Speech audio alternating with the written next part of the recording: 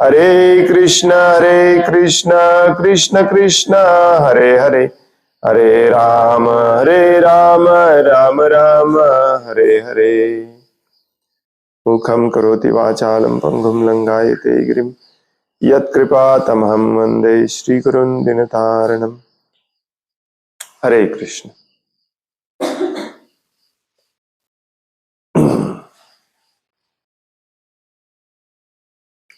श्रीमद्भागवतम स्कंध तीसरा अध्याय 27वा भौतिक प्रकृतीचे ज्ञान, श्लोक नंबर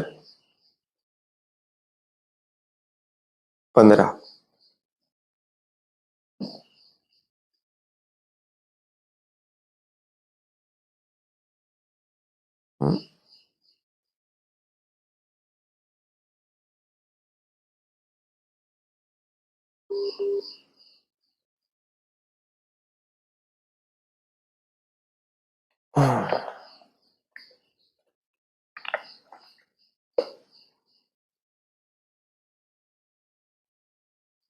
मन्यमान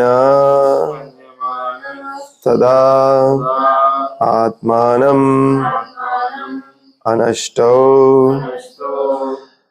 नष्टवन् मृषा नष्टे अहंकारणे दृष्टा नष्टवृत्त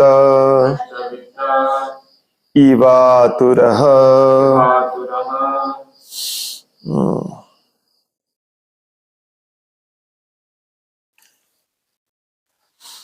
मन्यमानस्तदात्मानं नष्टो नष्टवन्मृषा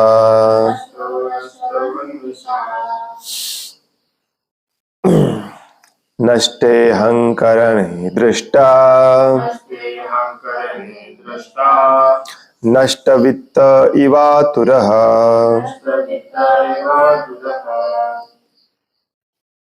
मन्यमानस्तदात्मानं नष्टो नष्टवन्मृषा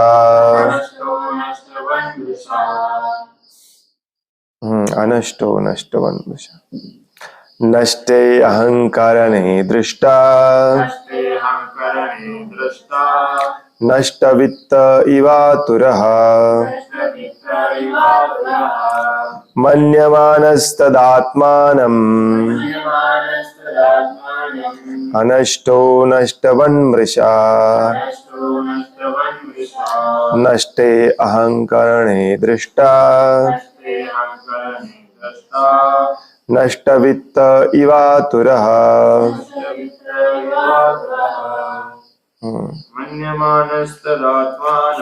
मन्यमानस्तदात्मानं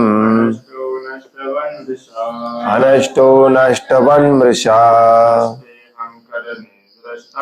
नष्टे अहंकरणे दृष्टा नष्टवित्त इवातुरः।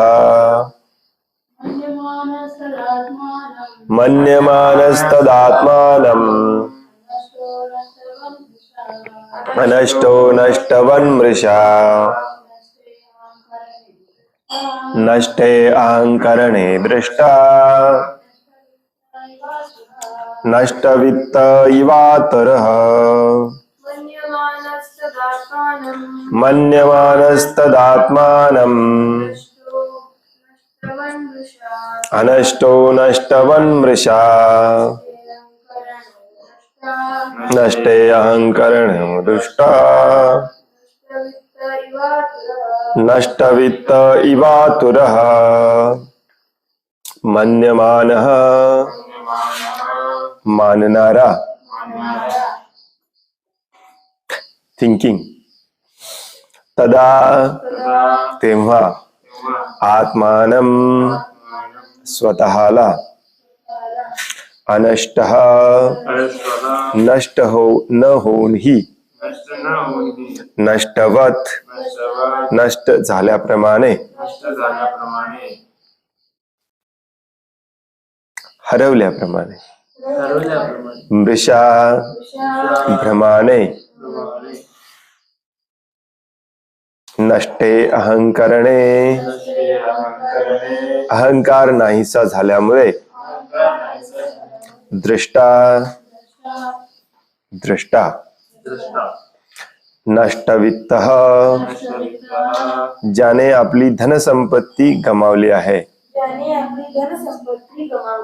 इवा प्रमाणे आतुरः दुःखी.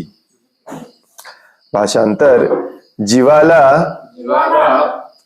द्रष्टा म्हणून आपले अस्तित्व स्पष्टपणे जाणवत असते, परंतु प्रगाढ निद्रावस्थेत अहंकार नष्ट झाल्याने आपण हरवले आहोत असे त्यास चुकीनेच वाटत असते.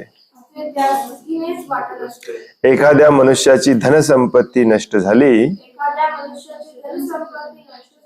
तर तो दुःखी होतो आणि आपण आता संपलो आहोत असे त्याला वाटते. तसेच हे आहे.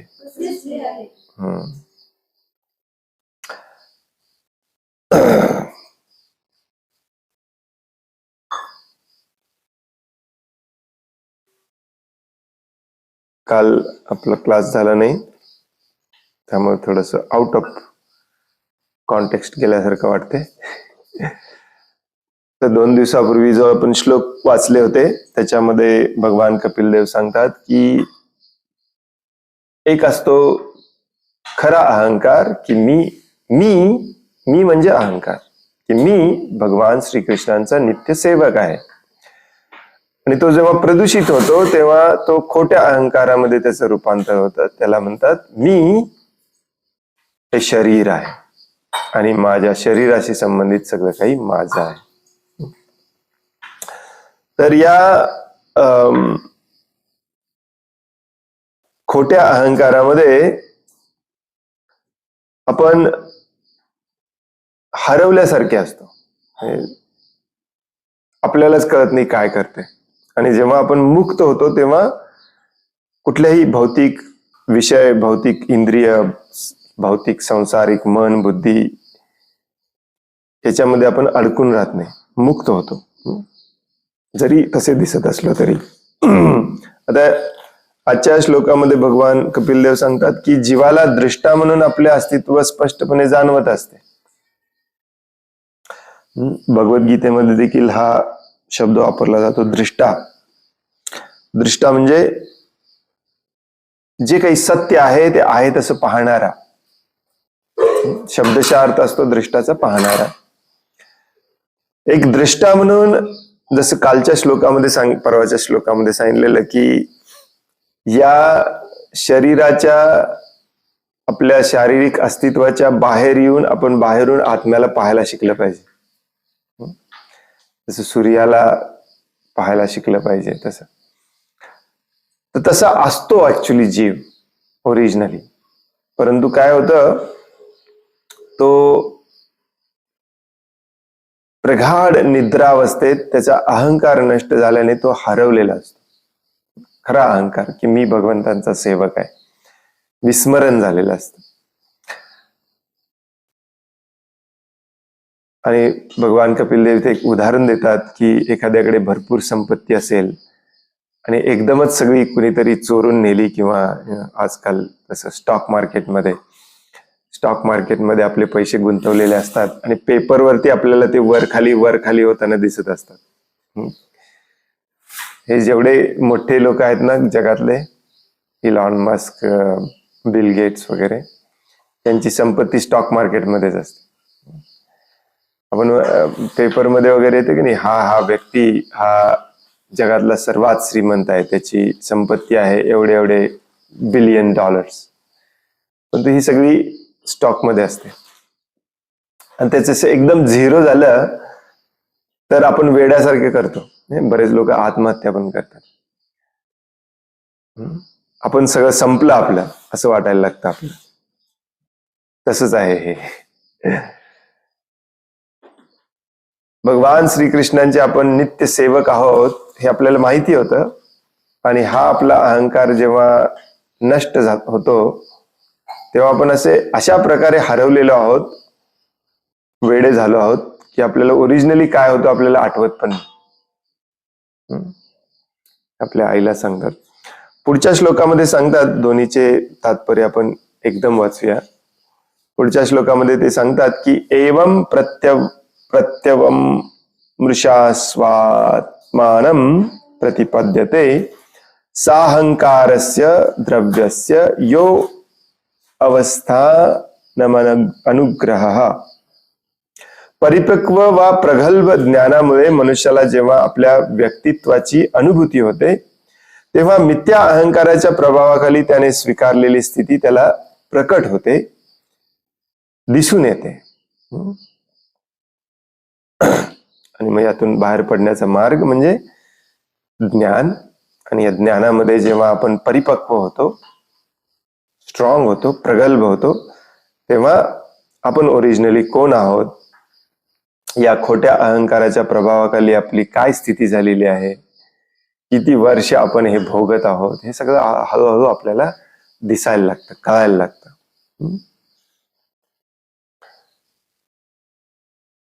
तात्पर्य, आपण आता नष्ट झालो आहोत असे जीवाला केवळ अज्ञान अवस्थेत वाटत असते. ज्ञान प्राप्त होऊन जर तो आपल्या शाश्वत अस्तित्वाच्या वास्तविक स्थितीप्रत उन्नत झाला तर आपण नष्ट झालो नाही हे त्याला समजते. अज्ञानावस्थेमध्ये म्हणजे ज्यालाच माया म्हटलं जातं, की जे नाही आहे त्यालाच खरं समजल्यामुळे ते हरवल्यावरती आपण खूप काय म्हणतात त्याला, व्यथित होतो,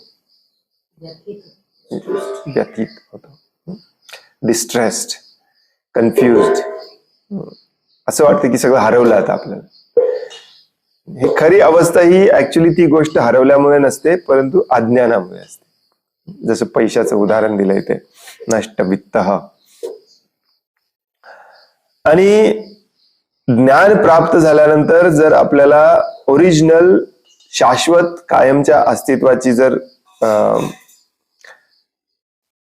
खरी जाणीव झाली तर आपलं काहीच नष्ट झालेलं नाहीये आपल्याला समजतं. या संदर्भात एक योग्यच दृष्टांत इथे दिलेला आहे. नष्ट वित्त इवातुरः. मोठ्या प्रमाणावर धनसंपत्ती गमावलेल्या मनुष्याला आपण उद्ध्वस्त झालो आहोत असे वाटू शकते. संपलं सगळं, डोक्याला हात लावून. परंतु तो नष्ट झालेला नसतो, तर त्याचे केवळ धनच नाहीसे झालेले असते. त्याला काहीच फरक पडलेला नसतो. ऍक्च्युली त्या धनाशी त्याने आपली ओळख जोडलेली असते, तादात्म्य केलेलं असते, त्यामुळे तसं वाटायला लागतं. आणि शरीराशी आपण तादात्म्य जोडल्यामुळे पण एक्झॅक्टली सेमच परिस्थिती होते. धनसंग्रहामध्ये पूर्णतः गुरफटून गेल्यामुळे किंवा धनाशीच तादात्म्य केल्यामुळे त्याला वाटते की आपण नष्ट झालो आहोत. त्याचप्रमाणे आपण जेव्हा आपले कार्यक्षेत्र म्हणून जड पदार्थांशी मिथ्या तादात्म्य करतो तेव्हा आपण वस्तुतः जरी नष्ट झालेलो नसलो तरी आपण नष्टच झालो आहोत असे आपल्याला वाटते. एक प्रकारचं नैराश्य पण येतं, कन्फ्युजिंग, बिविल्डरिंग तर असतंच, नैराश्य पण येतं. आपण भगवंतांचे शाश्वत सेवक आहोत या शुद्ध ज्ञानाचे आकलन होऊन मनुष्यास जागृती आली की त्याची खरी स्थिती त्याला पुन्हा प्राप्त होते. जीव कधीच नष्ट होऊ शकत नाही, होय नाही. गाढ निद्रेत मनुष्य स्वतःची ओळख विसरतो तेव्हा तो स्वप्नात गढून जातो. त्यावेळी आपण कोणी वेगळेच असल्याचे त्याला वाटते किंवा आपण हरवलो, नष्ट झालो असे त्यास वाटते. तथापि त्याचे खरे अस्तित्व अबाधितच असते. नष्ट होण्याची ही संकल्पना मिथ्या अहंकारामुळेच असते. आणि आपण भगवंतांचे सनातन दास आहोत या खऱ्या स्थितीची जाणीव मनुष्यामध्ये जागृत होत नाही तोपर्यंत ती संकल्पना तशीच चालू राहते. भगवंतांची एकरूप होण्याची मायावादी तत्वज्ञानांची संकल्पना म्हणजे मिथ्या अहंकारामुळे नष्ट होण्याचेच आणखी एक लक्षण आहे. त्यांना तर पूर्णपणे पटलेलं असतं की एक दिवस भगवंतांमध्ये विलीन होऊन आपल्याला नष्ट व्हायचंय. पण असं कधीच होत नाही. आपण परमेश्वर आहोत असा भ्रामक दावा कोणीही करू शकतो, पण तो कधीच परमेश्वर असू शकत नाही, बनू शकत नाही. मायेच्या प्रभावाने जीवावर टाकलेले हे अखेरचे जाळे असते. बऱ्याच जणांना हे अखेरचे जाळे म्हणजे काय कळत नाही. अखेरचे जाळे इन द सेन्स, या मायावादी तत्वज्ञानांना, लोकांना सगळं कळतंय बरं का, की ही माया आहे, मिथ्या आहे, कर्म आहे, कर्मबंधन आहे, अडकलं नसलं पाहिजे आपण ड्रेस, मटेरियल, शरीर याच्यामध्ये अडकलं नसलं पाहिजे. परंतु शेवटचा फास म्हणजे भगवान मी होणारच, भगवान मी आहेच. भले त्याच्यासाठी मला माझं अस्तित्व पूर्णपणे नष्ट करायला लागलं तरी चालेल, मी भगवान होणार. यालाच मायेचं अखेरचं जाळं म्हणतात. आपण स्वतः भगवंतांच्या समानच आहोत किंवा स्वतःच भगवंत आहोत ही भावना ही मिथ्या अहंकाराचाच परिणाम आहे. प्रभुपाद इथे खूप स्ट्रॉंगली म्हणतात की जीव कधीच नष्ट होऊ शकत नाही. याचा अर्थ आत्मा कधीच नष्ट होऊ शकत नाही. आणि याचा दुसरा अर्थ असाही होतो की आत्म्याची जी ओरिजिनल स्थिती असते, स्वरूप स्थिती असते, ती देखील कधी नष्ट होऊ शकत नाही.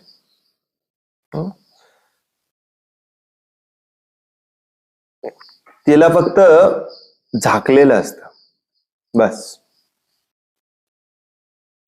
कव्हर केलेलं आहे. कव्हर काढायचंय आणि ओरिजिनल स्थिती आपल्याला पाहायची आहे, द्रष्टा बनायचंय. भगवान श्रीकृष्ण देखील अगदी वचन देऊन आपल्याला सांगतात की माझा भक्त कधीही नष्ट होऊ शकत नाही. न मे भक्त्या प्रणश्यति कौन्तेय प्रतिजानीहि न मे भक्त्या प्रणश्यति. तर हे सगळं खोटं खोटं खोटं खोटं चाललेलं आहे. आणि हे खोटं खोटं सगळं चाललेलं आहे, हे अज्ञानामध्ये, अहंकारामुळे, अंधकारामध्ये चाललेलं आहे. हे जाणणे, ते सोडून ओरिजिनल स्थितीमध्ये येणे, द्रष्टा बनणे, याच्यासाठी हे ज्ञान कपिलदेव सांगत आहेत आपल्या आईला.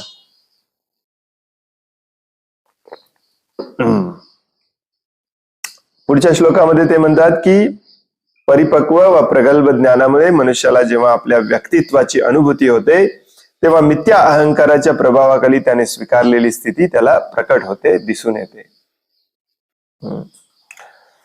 आणि ही सुरुवात असते आणि ही कठीण असतं. पुढच्या श्लोकामध्ये देवहूती आपल्या पुत्राला म्हणते की हे कठीण आहे, खूप कठीण आहे, भयानक कठीण आहे. तात्पर्य, मायावादी तत्वज्ञानांचे मत असे आहे की अंतिम स्थितीमध्ये जीवाचे स्वतंत्र व्यक्तित्व लोप पावते, सर्व काही एकच होते आणि ज्ञेय, ज्ञाता व ज्ञान या तिन्ही घटकांमध्ये कोणताही भेद राहत नाही. ज्ञेय, ज्ञाता आणि ज्ञान, भगवद्गीतेमध्ये याचं स्पष्टीकरण दिलेलं आहे. तथापि सूक्ष्म विश्लेषणानंतर हे मत योग्य नसल्याचे आपल्याला ध्यानात येते. ज्ञान, ज्ञेय आणि ज्ञाता या ही तिन्ही तत्वे एकमेकांमध्ये विलीन होतात असा एखाद्याने विचार केला तरीही स्वतंत्र व्यक्तित्वाचा कधीच नाश होत नाही. तिन्ही तत्वे एकरूप झाली ही संकल्पना म्हणजे सुद्धा आणखी एक प्रकारचे ज्ञान आहे. आणि या ज्ञानाचा ज्ञाता अद्यापि अस्तित्वात असल्याचे ज्ञेय, ज्ञाता आणि ज्ञान ही तत्वे एकच वा एकरूपच झाली आहेत असे कसे म्हणता येईल?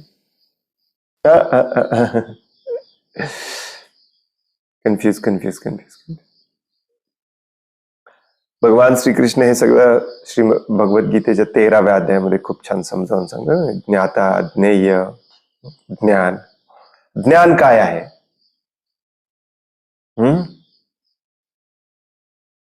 काय आहे ज्ञान?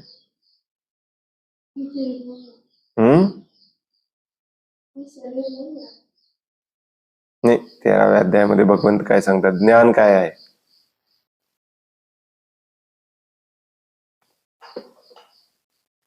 20 प्रकारचे ज्ञान सांगितले.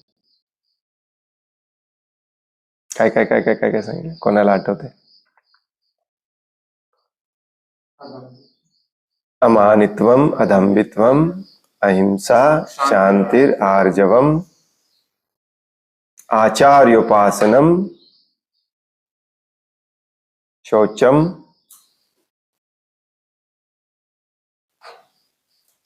जन्म मृत्यू जरा व्याधी, दुःख दोषानुदर्शनम.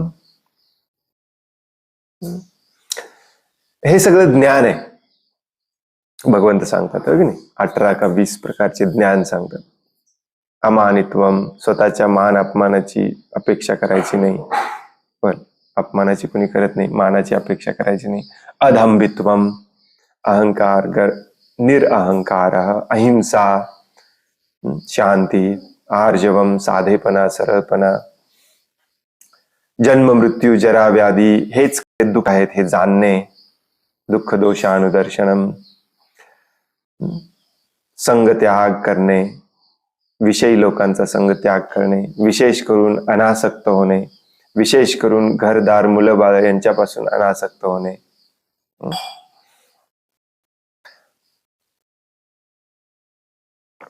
हे ज्ञान आहे. आणि हे ज्ञानाचा उद्देश काय आहे त्याला म्हणतात ज्ञेय. हे सगळं ज्ञान घेऊन करायचं काय आणि ते करून मिळवायचं काय त्याला म्हणतात ज्ञाता. आणि मध्ये पण भगवंत थोडस आपल्याला कन्फ्युज करतात. एका श्लोकामध्ये सांगतात की ज्ञान पण मीच आहे, ज्ञाता पण मीच आहे आणि ज्ञेय पण मीच आहे. तर एका अर्थाने प्रभुपाद इथे सांगतात की हे सगळं एकच आहे, परंतु ह्याला वेगवेगळं बघायला देखील शिकलं पाहिजे. वेगवेगळं पण आहे. विशेष करून आपण कोण आहोत एक्झॅक्टली हे बघायला शिकलं पाहिजे. आपल्याला भगवंतांमध्ये मिक्स करून आपण संपलो म्हणजे आपला विचार संपला, आपली रिस्पॉन्सिबिलिटी संपली, आपली जबाबदारी संपली, आपल्याला आता काय करायला नको, हे जे तत्वज्ञान असतं हे चुकीचं असतं. खोटा अहंकार आणि खरा अहंकार. खोट्या अहंकारामध्ये अडकून राहिल्यामुळे आपल्याला कळतच नाही काय भानगड चाललेली आहे. आपण पूर्णपणे वेडे झाल्यासारखे, संपल्यासारखं आपल्याला वाटतं. परंतु खऱ्या अहंकारामध्ये आल्यावरती आपल्याला कळतं की मी कोण आहे. खोट्या अहंकारामध्ये स्वीकारलेली आपली स्थिती आपल्याला प्रकट होते, दिसून येते. या ज्ञानाचे आकलन करून घेणारा जीव अजूनही स्वतंत्रच राहतो. भौतिक आणि आध्यात्मिक जगतातही व्यक्तिगत अस्तित्व स्वतंत्रच राहते. दोहोंमध्ये भेद राहतो तो स्वरूप परिचयाच्या गुणवत्तेमध्ये. स्वरूप परिचयाच्या गुणवत्तेमध्ये म्हणजे या भौतिक जगात पण आपण सेपरेटच आहोत, इंडिव्हिज्युअल आहोत. आध्यात्मिक जगात मुक्त झाल्यानंतर देखील सेपरेटच असणार आहे, इंडिव्हिज्युअल असणार आहे. फरक एवढाच आहे की इथे आपलं स्वरूप वेगळं आहे, तिथे आपलं स्वरूप वेगळं असणार आहे. इथे जे आपलं स्वरूप आहे, ज्याला आपण आपलं स्वरूप मानलंय, ते बदलत राहतं. देहिनोस्मिन यथा देहे, चेंज होत राहतं. आणि तिथे जे आपलं स्वरूप असणार आहे, त्याची जी गुणवत्ता असणार आहे ती एक समान असणार आहे, सच्चिदानंदमय असणार आहे. ऐहिक परिचयामध्ये मिथ्या अहंकार कार्य करीत असतो. भौतिक आयडेंटिफिकेशन, भौतिक जेव्हा जेव्हा आपण भौतिक ओळख सांगतो आपली, मी हे आहे, मी ते आहे वगैरे, तेव्हा मिथ्या अहंकार कार्य करीत असते. आणि मिथ्या तादात्म्यामुळे मनुष्य वस्तूंना यथार्थ स्वरूपात न पाहता निराळ्या स्वरूपात पाहतो. आता हे पण खूप सोपं आहे ऍक्च्युली तसं बघायला गेलं तर. मिथ्या अहंकार म्हणजे मी शरीर आहे, मी सो अँड सो आहे, पुरुष आहे, स्त्री आहे, हे आहे, ते आहे. आणि या मिथ्या अहंकारामध्ये सगळ्या वस्तू देखील आपल्याला त्याच्या ओरिजिनल स्वरूपात न दिसता वेगळ्याच दिसायला लागतात. कशा दिसायला लागतात? सगळ्या वस्तू माझ्या उपभोगाच्या वस्तू म्हणून दिसायला लागतात. माझ्यासाठी आहेत, माझ्या उपभोगासाठी आहेत, माझ्या आहेत, माझ्या कंट्रोलमध्ये आहेत, त्याचा आनंद फक्त मी घेतला पाहिजे. आणि याच्या विरुद्ध खरा अहंकार म्हणजे तिथे पण मी आहे, माझं आहे, परंतु ते कसं असतं, मी भगवान श्रीकृष्णांचा नित्य सेवक आहे, हा खरा अहंकार. आणि या खऱ्या अहंकारामध्ये निर्माण झालेल्या जी आपली संकल्पना असते त्याच्यामध्ये दिसणाऱ्या प्रत्येक गोष्टी सगळ्या वस्तू या आपल्याला पुन्हा वेगळ्या दिसायला लागतात. म्हणजेच कशा दिसायला लागतात, तर या सगळ्या वस्तू माझ्या उपभोगासाठी नसून त्या भगवान श्रीकृष्णांच्या संतुष्टीसाठी आहेत. एवढंच चेंज करायचंय, स्विच फ्लिप करायचं आपल्याला. परंतु खूप अवघड आहे स्विच फ्लिप करणे, हो की नाही. प्रभुपाद इथे म्हणतात, हाच शुद्ध जीवनाचा मूलाधार आहे. त्याचप्रमाणे मिथ्या अहंकाराचे शुद्धीकरण झाल्यानंतर मनुष्य प्रत्येक वस्तूत योग्य स्वरूपात पाहतो. हीच मोक्षावस्था आहे. हीच मोक्षावस्था आहे. त्यासाठी काही सगळं बदलायला लागत नाही. जसं सिनेमामध्ये वगैरे दाखवलं जातं की नाही, जीव स्वर्गात जातो किंवा वैकुंठात जातो आणि सगळं त्याला पांढरं फटफटीत शायनिंग असं दिसायला लागतं. नाही, तुमचा मोबाईल तुमच्या मोबाईल सारखाच दिसणार आहे, तुमची गाडी तुमच्या गाडी सारखीच दिसणार आहे. गाडी घाण होणार आहे, त्याला धुवायला लागणार आहे. मग खऱ्या अवस्थेमध्ये, शुद्ध अवस्थेमध्ये, मोक्ष अवस्थेमध्ये गाडी आपल्याला कशी दिसते? गाडी आपल्याला किती घाणेरडी असली, कशी असली तरी दिसते की ही गाडी माझी नसून भगवंतांच्या सेवेसाठी मला भगवंतांनी दिलेली आहे. भावनेमध्ये हा चेंज होतो आणि यालाच मोक्षावस्था म्हणतात. मोक्षावस्था म्हणजे असं काही कोणी ते 10 लोक ड्रम घेऊन येणार नाहीत तुमच्यासाठी. यस, पारितोषिक दिलं जाईल तुम्हाला, आता तुम्ही मुक्त झाला. अशी जर अपेक्षा असेल तर अजून पण अहंकार आहे. कारण या जगात तीच अपेक्षा असते आपल्याला. 100 मीटर रेसमध्ये जरी पहिला नंबर आला किंवा जगाच्या कानाकोपऱ्यामध्ये कुठेही आपण असलो, काही विशेष गोष्ट आपण केली तर आपली अपेक्षा असते की 4 लोकांनी आपल्याला अवॉर्ड द्यावा, फोटो काढावेत, फेसबुकवरती टाकावं. त्याचे ट्रॉफीज असतात ना. माझ्या एका मित्राने थोड्या दिवसापूर्वी ते ट्रॉफीज बनवायचा बिझनेस सुरू केला. मला म्हणजे मी त्याला विचारलं की एवढं मोठं मार्केट आहे? म्हणाला, तुम्ही कल्पना करू शकणार नाही, रोज एवढे गिराईक येतात, हे ट्रॉफी बनवून द्या म्हणून. त्याला काही अर्थच राहिलेला नाही ऍक्च्युली. सोनेरी कागद चिटकून प्लास्टिकची ट्रॉफी बनवायची आणि गल्ली गल्ली सगळीकडे हे ट्रॉफी द्यायचे कार्यक्रम चालू आहेत आणि आपण आपल्या घरात आणून ठेवतो ओळीने. आई वडील पण माझ्या मुलाचे सगळे. मोक्षावस्था आपल्याला जेव्हा मिळणार असा काही समारंभ होणार नाही किंवा ट्रॉफी वगैरे काही मिळणार नाही. तर मग काय होणार आहे? एक स्विच ऑन ऑफ होणार आहे, ज्याच्यामुळे आपल्याला कळायला लागणार आहे की मी शरीर नाही, मी आत्मा आहे, मी भगवान श्रीकृष्णांचा नित्य सेवक आहे. आणि हे स्विच ऑन ऑफ झाल्यानंतर जसं अंधारातलं सगळं प्रकाशमय दिसायला लागतं, तसं ज्या गोष्टी आपल्या अवतीभोवती आहेत त्या आहेत तशाच राहणार आहेत, परंतु वेगळ्या पद्धतीने दिसायला लागणार आहे. त्या अवस्थेलाच मागच्या श्लोकामध्ये म्हटलेलं आहे द्रष्टा झालं पाहिजे आपण. श्री ईशोपनिषद मध्ये सांगितले आहे की सर्व काही भगवंतांच्या मालकीचे आहे. ईशावास्यम इदम सर्वम, सर्व काही भगवंतांच्या शक्तीवर आश्रित आहे.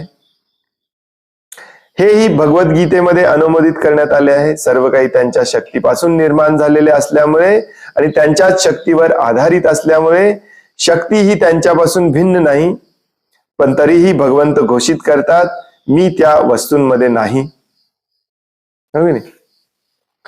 7व्या अध्यायामध्ये भगवद्गीतेच्या हे 4-5 श्लोक आहेत, खूप कन्फ्युजिंग आहेत. मी त्याच्यात आहे तरी पण त्याच्यापेक्षा आत बाहेर आहे, हे सगळं माझ्यामध्ये आहे तरी पण मी सगळ्याच्या बाहेर आहे. याचा अर्थ काय? सगळं काही भगवंतांच्या मालकीचं आहे, सगळं काही भगवंतांनीच बनवलेलं आहे. मी बनवलंय, माझ्या मालकीचं आहे, त्यामुळे त्याचा आनंद पण मीच घेणार आहे. या भौतिक जगामध्ये देखील जेव्हा आपण कष्ट करून 10 पोती भात आपल्या शेतातून काढतो तेव्हा जगाला ओरडून सांगतोय मी पिकवलेला आहे, खाणार पण मीच आहे. तसं भगवंत अगदी जगाला ओरडून सांगतात भगवद्गीतेमध्ये की सगळं काही मी निर्माण केलेलं आहे, सगळं काही माझ्यावर अवलंबून आहे. त्या श्लोकामध्ये सांगत नाहीत की त्यामुळे सगळं काही माझ्या आनंदासाठी आहे, परंतु 7व्या अध्यायामध्ये सांगतात सगळं काही माझ्या आनंदासाठी आहे. अहम सर्वस्य प्रभवो मत सर्वम प्रवर्तते. आणि हे जाणणे म्हणजेच बुद्धिमान होणे, बुधा भाव समन्विता, खऱ्या अर्थाने बुधा होणे. आणि हीच शुद्ध अवस्था, हीच मुक्त अवस्था असते, यालाच मोक्ष म्हणतात. मनुष्याला जेव्हा स्वतःच्या स्वरूप स्थितीचे ज्ञान स्पष्ट होते तेव्हा त्याला सर्व काही प्रकट होते. वस्तूचा मिथ्या अहंकाराने केलेला स्वीकार मनुष्यास बंधनात टाकतो, तर वस्तूचा त्यांच्या यथार्थ स्वरूपात केलेला स्वीकार मनुष्यास मुक्त करतो. माझं माझं माझं म्हणायला लागलो तर भगवान म्हणतात ठीक आहे, तुझं तर तुझं, इथेच राहा, इथेच पुन्हा जन्म घे, पुन्हा मर, पुन्हा जन्म घे आणि या दुःखालयामध्ये दुःख भोगत राहा. आणि ज्या दिवशी आपल्याला वाटतं की मी नाही आहे, मी भगवंतांचा सेवक आहे, सगळ्या वस्तू आपल्याला भगवंतांच्या सेवेसाठी आहेत असं वाटायला लागतं, मग त्या भगवंतांच्या सेवेमध्ये आपण वापरायला लागलो तर त्याच्यातून जे फळ निर्माण होतं, फळ निर्माण होत नाही असं नाही, फळ निर्माण होतं ते आपल्याला मुक्त करतं. ते आपण भगवंतांना अर्पण करतो, ते आपल्याला मुक्त करतं, या जन्म मृत्यूच्या चक्रातून मुक्त करतं. खूप इंटरेस्टिंग लॉजिकली प्रभुपाद एकदम असं स्टेप बाय स्टेप. भगवान कपिल देव ऑलरेडी एकदम डिटेलमध्ये पृथक्करण करून विघटन करून सांगतायत, त्याच्याही पेक्षा डीप मध्ये प्रभुपाद अगदी असं विघटन करून सांगतात, कारण फिट झालं पाहिजे आपल्या मेंदूमध्ये, हा उद्देश आहे. क्लास झाल्या विसरायचं नाही. 99.99% लोक क्लास झाल्या विसरतात. उरलेले 1% 99.99% 1-2 दिवसात विसरतात, आणि 0.00001% लोक लक्षात ठेवतात. प्रभुपाद जसं भगवंत सांगतात मनुष्यानाम सहस्रेश. जसं आपण आज शिकतोय हे सगळं, तर हे सगळं बंद करून क्लास झाल्यानंतर लगेच बघेल ती गोष्ट आपल्याला कळायला पाहिजे, अरे हे तर माझं नाहीच आहे, हे भगवंतांच्या सेवेसाठी.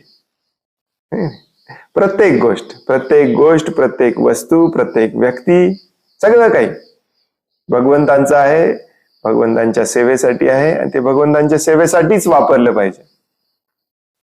मगच तुम्हाला ते मुक्त करतं, नाही तर तुम्हाला ते बांधून ठेवतं. अशा प्रकारे आपली भावना ठेवणे यालाच पश्यती म्हटलं जातं. सपश्यती अपश्यती, दृष्टा होणे, खऱ्या अर्थाने पाहणे. पूर्वीच्या श्लोकात उल्लेख केलेला दृष्टांत येथेही लागू पडतो. स्वतःच्या धनावर आसक्त होऊन त्या धनाशीच तादात्म्य केल्यामुळे मनुष्याकडून जेव्हा ते धन हिरावून घेतले जाते तेव्हा त्याला वाटते की आपणही नष्ट झालो आहोत आणि मी म्हणजेच माझा पैसा आहे. परंतु खरे तर तो धनाशी एकरूप असत नाही किंवा धनही त्याच्या मालकीचे नसते. जेव्हा खरी स्थिती प्रकट होते तेव्हा आपण जाणतो की धन हे कोणा एकाच मनुष्याच्या मालकीचे नाही किंवा ते त्याच्याकडून निर्माणही केले जात नाही. अंतिमतः सर्व धन ही भगवंतांचीच संपदा असून ती नष्ट होण्याचा प्रश्नच उद्भवत नाही. तथापि मी भोक्ता आहे किंवा मी ईश्वर आहे, ईश्वर म्हणजे कंट्रोल करणार आहे, असा विचार मनुष्य जोपर्यंत करतो तोपर्यंत त्याच्यामध्ये ही जीवन विषयक संकल्पना घर करून राहते. आणि जोपर्यंत ही जीवन विषयक संकल्पना घर करून राहणार तोपर्यंत हे काही सुटलेलं नाही. पुनरपि मरणम पुनरपि जन्मम पुनरपि जननी जठरे शयनम. पुन्हा मातेच्या गर्भात, पुन्हा मरायचं, पुन्हा मातेच्या गर्भात. दुःख, जन्माचं दुःख, मृत्यूचं दुःख चालूच राहणार. का? कारण तुम्ही पैशाला स्वतःच समजले, शर्टाला स्वतःच समजले, मोबाईलला स्वतःच समजले, शरीराला स्वतःच समजलं. हे सगळं भगवंतांच्या मालकीचं आहे. पण मालक जो आहे त्याच्यासाठीच वापरलं पाहिजे. तुम्हाला ड्रायव्हर म्हणून नोकरीला ठेवलं तर उद्यापासून तुम्ही जगाला सांगत सुटता काय माझी गाडी आहे, माझी गाडी आहे म्हणून? होय की नाही? एखादं काम तुम्ही तुमचं स्वतःच करायला तुम्ही वापरत असाल, परंतु ती गाडी नेहमी मालकाच्या सेवेमध्येच वापरावी लागते. तुम्ही फक्त ड्रायव्हर आहात. तसं हे सगळं भगवंतांचं आहे. ते भगवंतांच्या सेवेतच वापरलं पाहिजे. तुम्हाला फक्त त्याची सेवेमध्ये वापर करण्यासाठी तुम्हाला ते दिलेलं आहे. परंतु आपण काय झालंय? चोर झालंय. नाही. मालकाला न सांगता गाडी आपण आपल्यासाठी वापरायला लागलोय. याला चोरी म्हणतात. आणि काय म्हणतात? कोण कोण चोर आहे? सगळे चोर आहेत. कारण कोण आहे इथे जो आपल्या स्वतःच्या सुखासाठी वापरत नाही, फक्त भगवंतांच्या सुखासाठी वापरतो? आणि हे चेंज करायचं, हे स्विच करायचंय, म्हणजेच मोक्ष मिळवायचा आहे, मुक्ती मिळवायची. एवढं इझी असून आपल्याला ते करावं असं वाटत नाही. हो की नाही? मनुष्य जोपर्यंत मी भोगता आहे, मी ईश्वर आहे असा विचार करतो, तोपर्यंत त्याच्यामध्ये ही जीवन विषयक संकल्पना घर करून राहते आणि तो बद्धावस्थेतच राहतो. हा मिथ्या अहंकार नष्ट होताच मनुष्य मुक्त होतो. इथून जायची काही गरज नाही. हे नष्ट झालं की आपण मुक्त, पूर्ण आनंदी. म्हणून बघा, जे पूर्णपणे शुद्ध साधू लोक असतात, त्यांच्या मालकीचं काहीच नसतं. हे वस्त्र त्यांनी परिधान केलेलं असतं, भगवा, पिवळा वगैरे किंवा पांढरा वगैरे, ते देखील एक सामाजिक हे आहे म्हणून ते वस्त्र त्यांनी घातलेलं असतं. नाहीतर त्याच्यावर पण त्यांची आसक्ती नसते. नाही कुठलं जमीन माझं आहे, नाही कुठले पैसे माझे आहेत. आज इथे 4 दिवस राहिलं, उद्या तिथे 4 दिवस राहिलं. भगवंतांची सेवा केली, भगवंतांचं गुणगान गायलं, भगवंतांच्या गुणगानाचा प्रचार केला, संपलं आयुष्य. आणि म्हणूनच त्याच्या चेहऱ्यावरती तेज असतो, त्याच्या चेहऱ्यावरती कायम आनंद असतो. किती इझी आहे. श्रीमद भागवतमात म्हटले आहे की मनुष्याने स्वतःच्या स्वरूप अवस्थेत स्थित होणे म्हणजेच मुक्ती होय. मुक्तीची ही जी संकल्पना आहे, मुक्तीची व्याख्या ही वेगवेगळ्या संप्रदायांमध्ये वेगवेगळी असते. जसं की जैन फिलॉसॉफीमध्ये बघितलं तर मुक्तीची संकल्पना इतकी कॉम्प्लिकेटेड असते की असं होणार, तसं होणार, हे होणार, ते होणार. No, very easy actually. मुक्ती म्हणजे आपल्या स्वरूप अवस्थेमध्ये येणे. ओरिजिनली मी कोण होतो त्या स्थितीमध्ये येणे. हे भागवतामध्ये सांगलेलं आहे. मुक्तिरत्वा अन्यथो स्वरूपेन व्यवस्थिती. आपल्या स्वरूप अवस्थेमध्ये येणे म्हणजे मुक्ती. आणि मुक्त अवस्थेमध्ये मनुष्य दुःख, एक नंबर 1 म्हणजे दुःखांपासून मुक्त होतो. कोणाला नको आहे ते? म्हणून तो सदैव आनंदी असतो, सुखी असतो.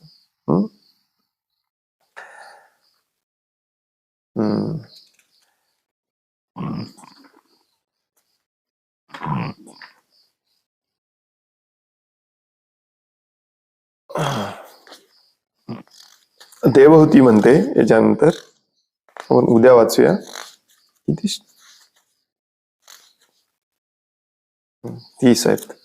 आपण कुठे आहे? 17ला. देवहूतीचे प्रश्न खूप इंटरेस्टिंग आहेत याच्यानंतरचे. हनुमंत प्रभूंसारखे, हनुमंत प्रभूंच्या प्रश्नासारखे.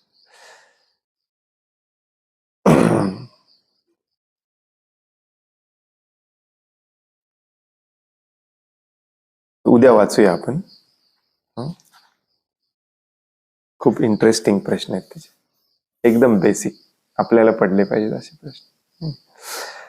हरे कृष्ण. जर आजच्या या 2 श्लोकामध्ये आपण काय वाचलं की जे काल परवा आपण वाचत होतो, खरा अहंकार आणि खोटा अहंकार यातला फरक, आणि हा फरक जाणून खोटा अहंकार सोडणे आणि खऱ्या अहंकारामध्ये येणे हीच मुक्तावस्था असते.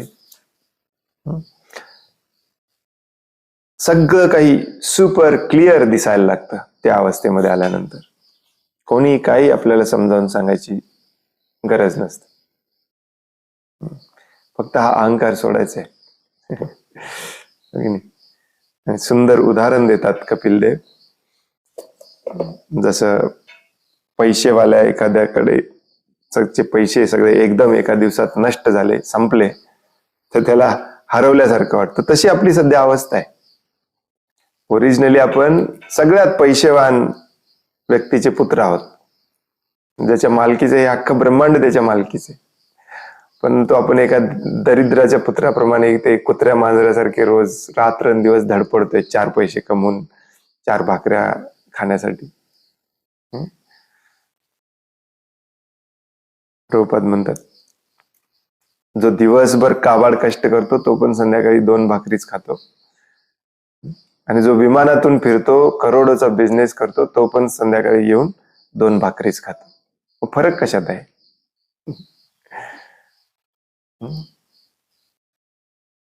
फरक हा आपल्या खोट्या अहंकारामध्ये आहे. तो अहंकार सुटला की खऱ्या अर्थाने आपण दृष्टा होतो. खऱ्या अर्थाने आपण दृष्टा झालो की त्यालाच मोक्ष, मुक्त अवस्था म्हटलं जातं. हरे कृष्ण. कोणाला काही प्रश्न आहे, काही सांगायचं आहे? तुमच्यापैकी काही जणांना असं वाटत असेल की भगवद्गीता रिपीट होते काय? यस आणि नो. पुढचे 2 श्लोक तर खूप महत्वाचे आहेत. आता देवहूती प्रश्न विचारते की हे खरोखर शक्य आहे का? असं होतंय का? कसं होणार? प्रकृती तर इतकी पॉवरफुल आहे, सॉलिड आहे, अहंकार तर इतका जबरदस्त आहे, कसं कसं काय यातून बाहेर पडायचं? आणि त्याला उत्तर म्हणून पुढचे 2 अध्याय भगवान कपिल देव सांगतात, आणि ते सेम टू सेम भगवद्गीता आहेत, परंतु भगवद्गीतेपेक्षा खूप सुंदर रीतीने सांगितलंय. आपण काय भगवंतांनी भगवद्गीता वाईट सांगितले असे त्याचा अर्थ नाही, परंतु भगवद्गीतेमध्ये भगवान श्रीकृष्णांनी अख्खा ज्ञान, अख्खं वेद असं एकत्र करून सांगितल्यामुळे बऱ्याचदा असं कन्फ्यूज होतं आपल्याला भगवद्गीता. परंतु भगवान कपिल देवानी ज्या पद्धतीने सांगितलंय या पुढच्या 2 अध्यायामध्ये भक्ती म्हणजे काय, इतकं सुंदर रीतीने सांगितलंय, अगदी नवीन माणसाला पण इझिली समजलं पाहिजे. बऱ्याचदा आपण म्हणतो की नाही की भगवद्गीता वाचन श्रवण झाल्याशिवाय भागवतम क्लासला येऊ नका. तर हे 2 अध्याय भागवतम मधले कुणीही वाचू शकतो. तुमच्यापैकी काही नवीन असतील त्यांना सांगा हे 2 अध्याय श्रवण करा या क्लासला. आणि तुम्ही पण कन्फ्यूज होऊ नका. कन्फ्यूज म्हणण्यापेक्षा तुम्ही पण कंटाळू नका, आळस करू नका की काय तेच तेच तेच रिपीट व्हायला लागले. प्रभुपाद म्हणतात, एक तर तुमच्या मनात प्रश्न पडला पाहिजे की हे अजून मला समजलं नाही, समजावून सांगा. नसेल तर दुसरा प्रश्न मनात तुमच्या आला पाहिजे की मला सगळं समजलंय, मग मी त्याप्रमाणे वागत का नाही, काय प्रॉब्लेम काय? हे सगळं प्रभूजी रिपीट होतंय, हे सगळं प्रभूजी बोरिंग वाटतंय, तेच तेच तेच परत सांगितलं जातंय असं वाटणारा हा मुक्तावस्थेत असला पाहिजे. नसेल तर आपल्याला तसं वाटलं नसलं पाहिजे. अजून पण आपण आपल्या भौतिक गुंतागुंतीमध्ये अडकलेलो असेल आणि आपल्याला वाटत असेल काय रिपीट रिपीट तेच तेच तेच, मग आपण इंद्रिय तृप्तीसाठी भक्तीत आलोय. हेच ऐकायचंय. प्रभुपादांचे कुठलंही ग्रंथ, कुठलंही पुस्तक किंवा कुठलाही दुसरा साधू आचार्य असो त्याच्या प्रवचनामध्ये तुम्हाला हेच ऐकायला मिळणार आहे, दुसरं काहीच ऐकायला मिळणार नाही. आणि जोपर्यंत त्या अवस्थेमध्ये आपण जात नाही तोपर्यंत ते ऐकत राहायचं, श्रवण करतच राहायचं, त्याला पर्याय नाही. हरे कृष्ण.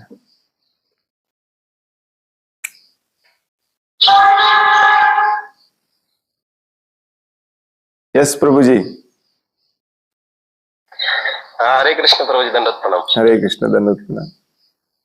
प्रभुजी, जे मोक्षासाठी तुम्ही जे सांगितलं की अहंकार सोडून देतो, पण आता सध्या असं आहे की आपण जे शारीरिक लेवलला आहोत, आपण म्हणजे शरीरासाठीच आपण काम करतो, सगळं करतो. मग या मोक्षाच्या बाजूने ज्यावेळेस, मोक्षाच्या दिशेने ज्यावेळेस आपण वाटचाल करणार, त्यावेळेस कधी कधी आपल्याला असं वाटतं की आता आपण शारीरिक स्तरावर सुटत चाललोय, पण परत अजून आपण कधी कधी असं होतं की भविष्याची काळजी म्हणून आपण असं आपल्याला असं वाटतं की माझं पुढं काय होईल. मग हा पण एक भीतीयुक्त अहंकार आहे का काय, त्याच्याबद्दल सांगा. आणि मग ही जी भीती आहे आपल्याला की माझं भविष्यात काय होईल, माझं आता जसं की वय जसं वाढत तसं आपली क्रियाशीलता कमी होत जाते, मग त्यावेळेस आपलं कसं होईल ही भीती जवळजवळ प्रत्येक जीवामध्ये असते आणि मनुष्यामध्ये तर सगळ्यात जास्त असते. पण त्या भीतीतनं बाहेर पडण्यासाठी काय केलं तर त्याच्याबद्दल सांगा प्रभू. हरे कृष्ण. त्या भीतीवरती प्रेमाने ओव्हरटेक केलं पाहिजे. हं? लहान मुलं खूप घाबरत असतात प्रत्येक गोष्टीला, म्हणून आई वडिलांनी घाबरून चाललं तर चालेल का? आई वडील त्या लहान मुलांना कॉन्फिडन्स देत असतात, काही नाही घाबरण्यासारखं याच्यामध्ये. तर आपण अशा प्रेमाच्या आश्रयाखाली राहिलं पाहिजे. म्हणूनच आश्रय हा इतका महत्वाचा आहे. जोपर्यंत हा आश्रय आहे तोपर्यंत आपल्याला घाबरण्याचं काही कारण नाही.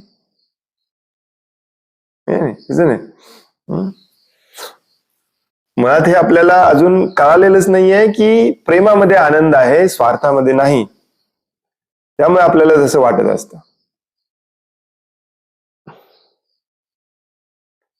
प्रेमाची उदाहरणं म्हणून आपण वाचत असतो आणि अशा प्रेमाच्या आश्रयाखाली आपण राहिलो तर आपल्याला घाबरायचं कारणच नाही. मला सांगा, तुम्ही आज असा विचार का करताय? कारण तुम्ही आश्रयाखाली नाही. जेव्हा तुम्ही लहानपणी आश्रयाखाली असता तेव्हा कधी आपण जेव्हा फॉर एक्झाम्पल 8-9 वर्षाचा असताना, मला अजूनही आठवतंय, आम्ही डोंगरात फिरायला जायचो, अंधार व्हायचा घरी यायला. अगदी 9-10 वर्षाचा असताना कोणीही विचारेल, घनदाट डोंगरामध्ये, जंगलामध्ये ऍक्च्युली. उद्या सकाळी उठून राशनला पैसे आहेत की नाही कधी आपल्या मनात आलं नाही. का? कारण ही सगळी चिंता आपण आपल्या आई वडिलांवर सोपवलेली, त्यांच्या आश्रयाखाली होतो आपण, हो की नाही? आता आपलं काय झालंय, आपण मी झालेलं आहे. हे परत मी सोडून द्यायचं, आपण भगवंतांच्या आश्रयाखाली राहायचं. भगवंतांचे जे शुद्ध प्रतिनिधी आहेत त्यांच्या आश्रयाखाली राहायचं, प्रभुपादांचा आश्रय घ्यायचा. अशा शुद्ध प्रेमाच्या आश्रयाखाली राहिलो तर काय घाबरायचे कारण काय? हो की नाही? काहीच कारण नाही. प्रभुपाद म्हणतात की आपल्याला भगवंतांचा आश्रय घ्यायला भीती वाटते, काही हरकत नाही. आपण भगवंतांच्या प्रतिनिधींचा तर आश्रय घेऊ शकतो जे आपल्या जवळ आहेत. बऱ्याचदा लोकांना भगवंतांचा आश्रय घ्यायची भीती एवढ्यासाठी वाटत असते की ह्या भौतिक संकल्पनेमध्ये आपण आपला अजून विश्वास बसलेला नसतो की भगवंत आहेत, कारण अजून आपण बघितलं नाही. आणि प्रभुपाद म्हणतात इट्स ओके, नो प्रॉब्लेम. तुम्ही अजून भगवंतांना पाहिलं नाही, त्यामुळे भगवंतांवरती मी पूर्णपणे अवलंबून कसा काय राहू याची भीती तुम्हाला वाटत असेल, की खरोखरच उद्या सकाळचं प्लेटमध्ये माझ्या भाकरी भाजी असेल की नाही. बऱ्याचदा आपण म्हणतो भगवंतांवर सोडून द्या, पण परत आपल्याला भीती वाटते, भगवंतांना तर आपण कधीच पाहिलेलं नाही, खरोखरच असणार की नाही. तर प्रभुपाद म्हणतात की भगवंतांसमान भगवंतांचे प्रतिनिधी तुमच्या जवळ आहेत, त्यांना तुम्ही पाहिलेलं आहे, त्यांचा आश्रय घ्या, त्यांच्यावर अवलंबून राहायला शिका. आणि यालाच गुरु आश्रय म्हटलं जातं, गुरुचा आश्रय म्हटला जातो. ते तर करू शकतो ना आपण, हो की नाही? म्हणूनच गुरुला पित्या समान मानलं जातं. भगवंत पण पित्या समान आहेत, परंतु त्यांच्या आश्रय घ्यायला आपल्याला भीती वाटते, जसं तुम्ही आता म्हणाल. घ्यायला लागलोय पण तरी मनात भीती येते की उद्या सकाळी माझ्या प्लेटमध्ये भात असेल की नाही. परंतु अशा व्यक्तीचा आपण आश्रय घेऊ शकतो जो भगवंत समजावून सांगायला आपल्याला आलेला आहे. तो आपल्या प्लेटमध्ये भात घालेल, तो आपल्याला गॅरंटी पण देतो त्याच, प्रभुपाद म्हणतात. आणि हे सोपं पण असतं की ज्याला आपण रोज बघितलंय, ज्याच्याशी आपण रोज बोलतो, त्याचा आपण आश्रय इझिली घेऊ शकतो. तर हा आश्रय घेतला पाहिजे, मग भीती निघून जाते.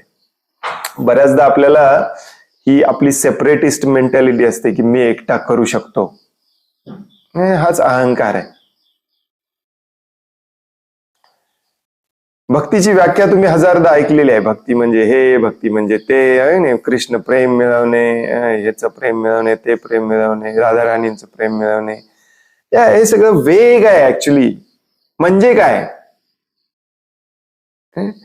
जेव्हा माझ्या पण डोक्यात असंच होतं 7-8 वर्ष, आणि जेव्हा एका लेक्चरमध्ये मी पहिल्यांदा ऐकलं की भक्ती म्हणजे भगवंतांवर अवलंबून राहायला शिकणे, आणि याचा अर्थ त्यांनी समजावून सांगितला की भगवंतांवर अवलंबून राहायला शिकणे म्हणजे काय, जसं लहान मुलं आई वडिलांवर अवलंबून असतात, त्यांना भीतीच नसते कशाची, उद्या आपलं घर राहील की नाही. नोकरी गेल्यावरती घराचा हप्ता कसा भरायचा, वडील डोक्याला हात लावून रात्रभर झोप येत नाही, परंतु पोरगा आरामात झोपलेला असते. कारण का? त्यांनी वडिलांवरती विश्वास टाकलेला आहे सगळा. तसं आपण पूर्णपणे भगवंतांवर अवलंबून राहायला शिकणे म्हणजे खऱ्या अर्थाने भक्ती असते. भक्तीची ही खरी व्याख्या आहे. आणि ते आपण तोपर्यंत करत नाही जोपर्यंत आपल्याला असं वाटत असतं की नाही मी करू शकतो, आणि हा अहंकार असतो. उद्याची भाकरी मी मिळवू शकतो. जरी तू मिळवलं असं तुला वाटत असेल तरी ती भाकरी भगवंतांनीच दिलेली असते. ही भावना जोपर्यंत येत नाही, ऑफकोर्स याचा अर्थ असाही नाही की झोपून टाकायचं लहान मुलांसारखं, काही कामच करायचं नाही. ती भाकरी मिळवायला तुम्हालाच कष्ट करायला लागणार आहेत, परंतु ती भाकरी देतात भगवंतच. जेव्हा तुम्हाला वाटतं की नाही मी मिळवलंय, त्याला म्हणायचं अहंकार. कुठले तू मिळवलंय? अरे म्हणून शेती इतकी महत्वाची आहे. प्रभुपाद सांगतात शेतात या म्हणजे तुम्हाला कळेल, एक दाणा पेरला की तो उगवत नाही तोपर्यंत मनाला धुकधुक लागलेली असते, कारण ते तुमच्या हातात नसतंच ते उगवणे की नाही उगवणे, भगवंतांच्याच हातात असते. आता तुम्हाला वाटतंय दिवसाचे 500 रुपये कमवले, 500 रुपयामध्ये आपण पंचपक्वान खाऊ शकतो, मी कमवलंय मी खाऊ शकतो, माझ्या हातात आहे सगळं. शेतकऱ्याला विचारायला, शेतकऱ्याला भगवंतांवर खूप विश्वास असतो. तो एक दाणा पेरतो, पाणी घालतो, परंतु काही गॅरंटी नसते ते उगवणार की नाही, आणि म्हणून भगवंतांना प्रार्थना करतो की हे उगवलं तर तुमच्याच कृपेने उगवणार. भगवंतांवर अवलंबून राहायला पाहिजे, त्यालाच भक्ती म्हणतात. दिवसेंदिवस भगवंतांवर अवलंबून राहायचं वाढणे आणि स्वतःवर, समाजावर, कुटुंबावर, समाजातल्या बोगस प्रेमावर अवलंबून राहायचं कमी होणे, याला भक्तीमध्ये प्रगती म्हणतात. म्हणजे एक एक चिंता आपली नष्ट झाली पाहिजे. मी सारखं उदाहरण चपाती भाकरी भाताचं देतोय, कारण ती आपली बेसिक गरज आहे. सगळ्याच गोष्टीसाठी भगवंतांवर अवलंबून राहायला पाहिजे. सगळं काही, मला झोपायला जागा मिळेल की नाही, भगवंत बघतील. आणि मग म्हणून प्रभुपाद सांगतात की तुम्हाला आता तो कॉन्फिडन्स नाही आहे, कारण तुम्ही भगवंतांना पाहिलेलं नाही. म्हणजेच अजूनही कुठेतरी तुम्ही अजून नास्तिक आहात, अजूनही तुमची श्रद्धा कमकुवत आहे. ठीक आहे, काही हरकत नाही, प्रभुपाद म्हणतात, परंतु ज्यांना तुम्ही पाहिलंय त्याच्यावरती तरी तुम्ही विश्वास ठेवू शकता, आश्रय घेऊ शकता, आश्रित होऊ शकता, अवलंबून राहू शकता. म्हणून प्रभुपादांनी ही सोसायटी निर्माण केली.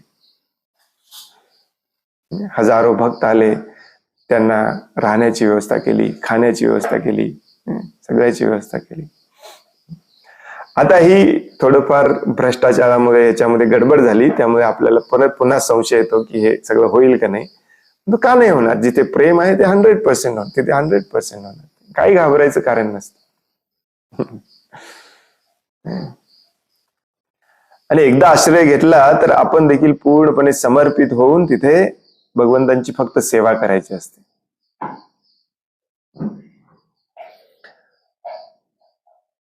ऑफकोर्स त्यासाठी थोडस एवढं सिंपल जरी असलं, जसं देवहूती पण म्हणते पुढे, ते थोडस अशक्य पण वाटतं. का?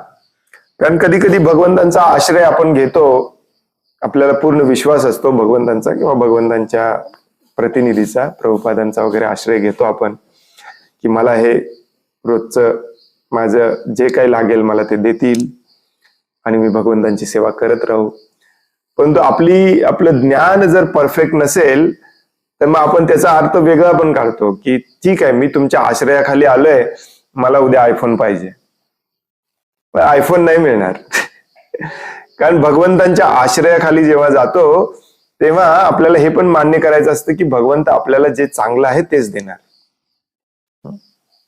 तसं लहान मुलं पूर्णपणे आई वडिलांवर विश्वास ठेवतात की आपल्याला जे चांगलं आहे तेच माझ्यासाठी आई वडील करणार आहे. कधी कधी ते हट्ट करतात, मला हे चॉकलेट पाहिजे, मला हे पाहिजे, हे बंदूक पाहिजे वगैरे. मग वडील त्याला एक धपाटा देतात, गप म्हणत, तुझ्यासाठी हे चांगलं नाही. सिगरेट पाहिजे, गुटखा पाहिजे, नो. तर हे दोन्ही महत्वाचं आहे. थोडस आपण पण आश्रय किंवा शरण जाणे किंवा संरक्षणाखाली राहणे याचा अर्थ असतो ज्याच्या आश्रयाखाली आहे, ज्याच्या संरक्षणाखाली आहे, ज्याला आपण समर्पण दिलेलं आहे त्याचं सगळं ऐकणे पण. या सगळ्याच गरजा पण पुरवल्या जाणार नाहीत, परंतु फुल कॉन्फिडन्स आहे, बिनधास्त होऊन मी जगतो आता, भगवंत माझी काळजी घेतील, हा विश्वास निर्माण झाला पाहिजे. आणि म्हणून लोक भगवंतांची पूजा करत नाहीत, देवी देवतांची करतात. का? कारण भगवंत खूप दूर आहेत. आणि म्हणून काही लोक बघा देवी देवतांची पण पूजा करत नाहीत, आमदार खासदारांची पूजा करतात. का? कारण ते आमदार खासदार त्यांच्या सगळ्या गरजा पुरवत असतात. हेच लॉजिक आहे. तेच लॉजिक आपल्याला इथे वापरायचं आहे. ठीक आहे, भीती वाटते ना आपल्याला, काही हरकत नाही, परंतु हा व्यक्ती जो समोर दिसतो त्याच्यावरती तर आपण विश्वास ठेवू शकतो. मग तिथे शरण जायला काय हरकत आहे? शरण गेलं पाहिजे. शरण गेल्याशिवाय ही भीती जाणार नाही. अगदी प्रभुपाद जसं सांगतात की नाही, अगदी मांजराच्या पिल्लाप्रमाणे आपण विश्वास ठेवला पाहिजे आईवर. भले माझ्या मानेचा लचका घेऊन मला घेऊन जावा, खरं माझा पूर्ण विश्वास आहे माझी रक्षण ही माझी आईच करणार आहे. जगाला वाटेल की हे का असं कसं दातात घट्ट पकडलंय, परंतु त्या मुलाला पूर्ण विश्वास आहे त्या आईवरती. आता आपली सध्या अवस्था माकडाच्या पिल्लासारखी आहे, आपण पकडले आणि भीती वाटते आपल्याला, चुकून हात सुटेल माझी आई जाईल. प्रभुपाद सांगतात माकडाच्या पिल्लापेक्षा मांजराचे पिल्ले श्रेष्ठ. ते हात पैसा टाकून देते, आईवर पूर्ण विश्वास आहे माझा. आता आपल्याला भीती का वाटते? कारण अजूनही आपल्याला वाटते की माझ्या हातात काहीतरी आहे, उद्याची चपाती आणणे माझ्याच हातात आहे. नाही, तुमच्या हातात नाही आहे. तर हे विश्वास ठेवायला शिका. यस, ठीक आहे, मान्य आहे, बऱ्याचदा तुमचा विश्वासघात झालेला आहे. इथून पुढेही होईल, काही गॅरंटी नाही, पण तू याच्याशिवाय दुसरा मार्ग नाही, की नाही? जेव्हा आपण विश्वासाची अपेक्षा करतो तेव्हा आपण पण विश्वास पात्र व्हावं लागतं. हे प्रॅक्टिकल आहे. हे प्रभुपादांनी दिलेलं हे प्रॅक्टिकल सोल्युशन आहे. हे तुम्ही करा म्हणजे तुम्हाला हे लक्षात येईल. हरे Krishna. I cannot read this. भरपूर काय टाईप करायला लागले. आणखीन कोणाला काही प्रश्न आहे, काही सांगायचं आहे? Here is something it comes to a woman a lot. Since the time she gets married and go to new home, for lifetime she lives life like that. It's impossible to remove this bhavana throughout her life. She is dependent on somehow on everyone. If she don't get the family and relations it's supposed to be, then how Bhagavatam justify this? It's so true that she is fearless in her parents' home, and even after marriage, emotionally she gets support from them. Yeah. मी आता जे उदाहरण सांगितलं की आई वडिलांवरती अवलंबून असतो तेव्हा आपण आपली भीती नसते, बिनधास्त असतो आपण. मुलींच्या बाबतीत पण तेच असतं. आणि जेव्हा ते लग्न होऊन दुसऱ्या घरात जातात तेव्हा भीती सुरू होते, हो की नाही? तिथे जर प्रेमळ संबंध नसतील, प्रेमाचं वातावरण नसेल तर ही भीती पुन्हा सुरू होते. आणि इट्स ट्रू. आणि कलियुगामध्ये हे जास्त होतं. भागवतम कसं जस्टिफाय करतं, हे सगळं कर्माचं गणित आहे, ह्याला आपण नाकारू शकत नाही. याचा अर्थ असा नाहीये की तुमचं कर्म आहे म्हणून तुम्हाला भोगायला लागते असं म्हणणे, असा त्याचा अर्थ नाही आहे. परंतु स्वतः आपण हे मान्य केलं पाहिजे की आपलंच काहीतरी कर्म होतं, त्यामुळे आपल्याला हे भोगावं लागतं. बऱ्याचदा माणूस काय करतो, हे फिक्स करायचा प्रयत्न करतो, सगळं आयुष्य हे फिक्स करण्यामध्ये घालवतो. पाश्चात्य देशामध्ये तुम्ही गेला तर तुम्हाला दिसेल की लोक याच्यासाठी लग्न तोडतात, नवीन लग्न करतात, लग्न तोडतात, नवीन लग्न करतात. मी स्वतः पाहिलेले आहेत आमच्या ऑफिसमध्ये, एकही मला भेटायचं नाही ज्याचे 3, 5, 7 लग्न झालेले नाही. काही काही जणी 10 लग्न करतात. आपल्याला वाटतं की नेक्स्ट टाइम हे फिक्स होईल, नेक्स्ट टाइम हे फिक्स होईल, नेक्स्ट टाइम हे फिक्स होईल. नो, या भौतिक जगामध्ये प्रेम नाही. यू हॅव टू अंडरस्टँड, या भौतिक जगामध्ये प्रेम नाही. प्रेम फक्त भगवंतांच्या जगामध्ये आहे. प्रेम फक्त भगवंतांच्या भक्तांच्या सानिध्यात आहे. ज्याला भक्ती कळाली त्याच्या अंगामध्ये सगळे सद्गुण येतात. ज्याला भक्ती कळाली नाही त्याच्या अंगामध्ये हे सद्गुण नसणार आहेत. त्यामुळे भक्तीमध्ये येणे, भक्तांशी संबंध जोडणे, भक्तांच्या प्रेमावर अवलंबून राहणे, आधारित राहणे, हा आपल्याला या भौतिक जगामध्ये एकमेव आधार आहे. भागवतम इथपर्यंत सांगते, प्रभुपाद सांगतात की इवन आईचं प्रेम देखील या भौतिक जगातलं शुद्ध प्रेम नाहीये. आईचं प्रेम मुलांसाठी असलेलं हे थोडस पटायला अवघड जातं, परंतु आजकाल त्याची उदाहरणं इतकी दिसतात समाजामध्ये, ते पटायला सोपं पण झालेलं आहे. विशेष करून पाश्चात्य देशामध्ये आई इतकी आपल्याच इंद्रिय तृप्तीमध्ये धुंद असते. नशा, ड्रग्ज, बार, नाईट लाईफ, आपल्या मुलाची पण काळजी नसते. इंडियात पण हळूहळू सुरू झालेलं आहे. आई वडील मुलांना सोपवून देतात शाळेवरती, याला शिकवा, फी दिले ना शिकवा, आणि आपण आपल्या इंद्रिय तृप्तीमध्ये बिझी असतात. इंद्रिय तृप्तीमध्ये याचा अर्थ असा नाही की बार, मॉल्स, शॉपिंग यालाच इंद्रिय तृप्ती म्हणतात. करिअर करणे वगैरे हे पण इंद्रिय तृप्तीच आहे. प्रेम कुठे आहे इथे? मुलांची काळजी घ्यायसाठी प्रेम लागतं, ते प्रेम असावं लागतं. त्यामुळे या भौतिक जगामध्ये आईचं प्रेम देखील तितकं शुद्ध राहिलेलं नाही आहे. नव्हतंच कधी, परंतु सत्ययुग, त्रेतायुग, कलियुगामध्ये थोड्याफार प्रमाणात त्याची शुद्धता असते. कलियुगामध्ये ती शुद्धता पण नष्ट होत जाते. मग बाकीच्या रिलेशनशिप मध्ये शुद्ध प्रेमाची अपेक्षा करणे, अपेक्षाच करू शकत नाही आपण. म्हणून भगवंतांचा आश्रय घेतला पाहिजे, भागवताचा आश्रय घेतला पाहिजे. हे सगळं भागवतम मध्ये, भगवद्गीतेमध्ये किती शुद्ध पद्धतीने सांगितलेलं आहे. या पद्धतीने वागणारा जो खरा व्यक्ती भागवत असतो त्याच्या मनामध्ये प्रेम असतं, त्याच्याशी मग आपण नातं जोडलं पाहिजे. जसं मगाशी मी म्हणालो की गुरुवर आश्रित का होतो आपण? गुरुला आपण एका पित्याप्रमाणे पाहतो, म्हणून आपण आश्रित होतो. आता यस, कलियुगामध्ये दुर्दैवाने गुरु पण सगळे बोगस झालेले आहेत. ज्यांचा आपण आश्रय घेतो तेच आपला फायदा घेतात. त्यामुळे गुरुवर कितपत विश्वास ठेवायचा, कितपत आश्रय घ्यायचा, याची पण भीती वाटायला लागली आपल्याला. दुधाचा चटका बसला जिभेला की ताक पण फुकून प्यावं लागतं, तशी अवस्था झालेली आहे. परंतु दुसरा पर्याय नाही, कारण प्रेमाशिवाय आनंद नाही. याच्यावरती उपाय म्हणून काय झालं की ही स्त्री स्वतंत्रता, स्त्रियांना शिकवणे, स्त्रियांना स्ट्रॉंग बनवणे, हे सगळं सुरू झालं. परंतु त्याचा रिझल्ट आज आपण पाहतोय की कुठेच पॉझिटिव्ह नाही. तुम्हाला दिसतंय कुठे त्याचा पॉझिटिव्ह रिझल्ट? हा, भौतिक दृष्ट्या काही स्त्रिया सक्षम होऊन स्वतः कमवतात, स्वतः जगतात, परंतु त्या दुःखीच आहेत.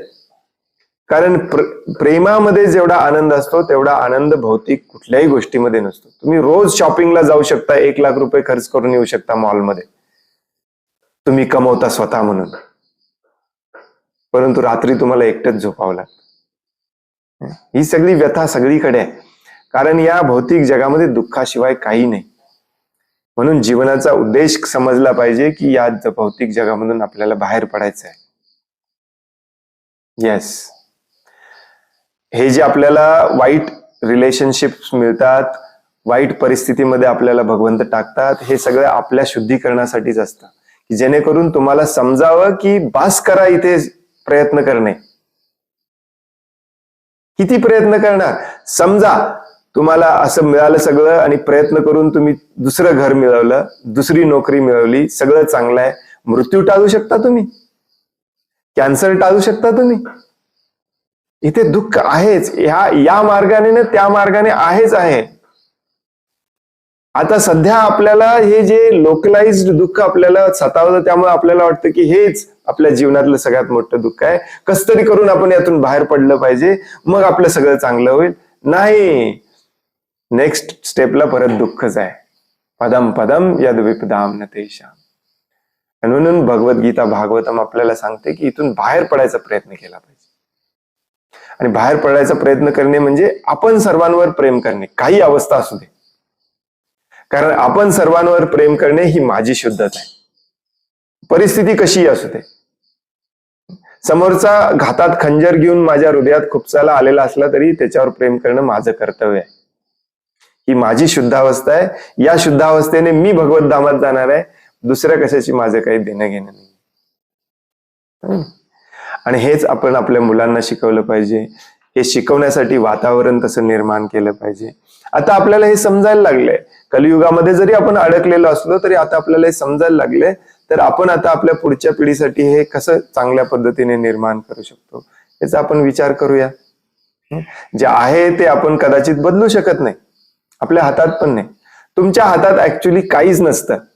तुमच्या हातात एकच गोष्ट असते, ती म्हणजे स्वतःला बदलणे. ज्याला वाटतं की मी जगाला बदलू शकतो तो एक नंबरचा मूर्ख असतो या जगातला.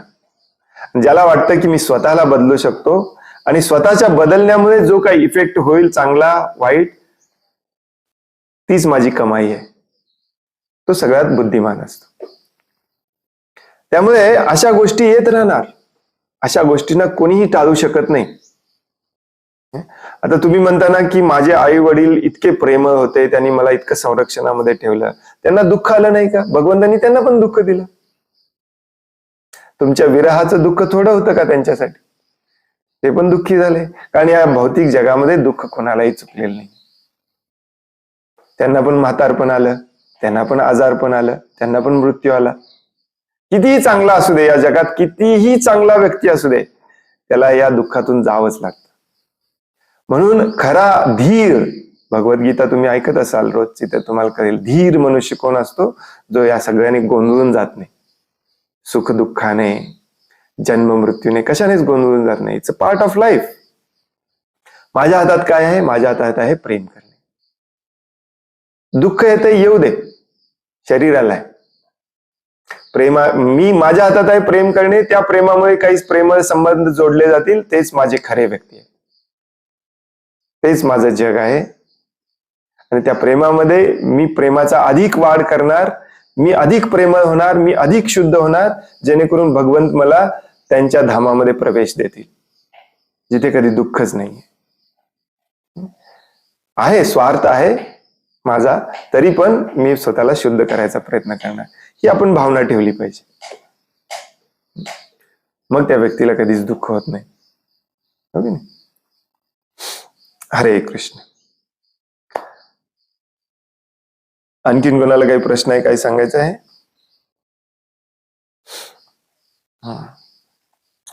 खूप खूप धन्यवाद. वांछा कल्पतरुभयश्च कृपा सिंधुभ्य एव च पतितानां पावनेभ्यो वैष्णवेभ्यो नमो नमः. अनंत कोटि वैष्णव वृंद की जय. वैष्णव ठाकुर शिल प्रभुपाद की जय. ग्रंथराज श्रीमद् भागवतम की जय. हरे कृष्णा. धन्यवाद. हरे कृष्णा प्रभु।